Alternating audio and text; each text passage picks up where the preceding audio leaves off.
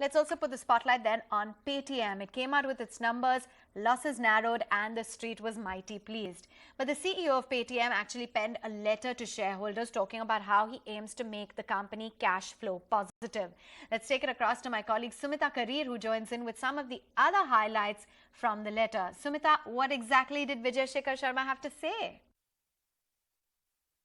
After reporting a stellar set of fourth quarter results, Paytm CEO Vijay Shekhar Sharma has written a letter to shareholders and has stated that the next milestone of the company is to be free cash flow positive in the near future. In fact, he has attributed the profitability to a balanced resource allocation and, of course, a focus on core revenue and growth drivers of payments and financial services distribution businesses. He wrote, and I quote, "Our focus on quality revenues has led to more rupee to bottom line, and our incremental business continues to generate better margins. As responsible payments technology company, we continue to build our business on the foundation of strong adherence to compliance, operations, risk and regulatory framework." Now, this is very interesting because we've seen in the past couple of months, a couple of startups have faced regulatory ire, have faced regulatory issues, even those backed by VCs like Sequoia. Secondly, he talks about AI, that AI is going to be critical for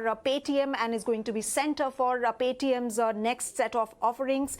And quoting him, he says that the advent of early stage AGI or artificial intelligence in 2023, there will be more opportunities to bring efficiencies in the business and its AI first offerings. He also said that technology teams have already started to see encouraging results. Now, he also likened AI to smartphones around 10 years back. And the last thing that he mentioned is, like I said, the next milestone for the company is going to be free cash flow positive in the near future. Remember, this morning, Paytm's shares were trading 5% higher on the back of those stellar results, and of course, seeing the strongest jump in the past few days. The startup reported a 51% rise in the fourth quarter revenue, aided by a surge in loan growth, and has also managed to minimize its losses. We have not given a specific quarter, but we have said that we are very close to achieving cash flow profitability. And just to be clear, the way we define cash flow profitability is EBITDA plus interest income less CapEx. There is also in parallel improvements in working capital that we are doing. So if you notice over the last 1 year, due to improvements in working capital, and if you adjust for the money that we spend on buyback, we over the last year have actually added to our cash. If you look at the March 31, 22 number and the March 31, 23 number. So we have also in parallel improved working capital. But when we are talking about free cash flow, we're saying EBITDA plus interest income less CapEx.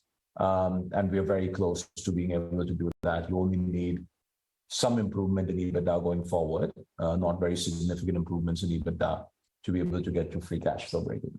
At the moment, we do feel like we have a lot more cash than we have immediate use for. One of the things that we have done in the past is discuss with our board and return some of that in the form of buyback. So that would be one option on the table, and there would be other options with respect to any investment areas that we feel very strongly about. And I cannot say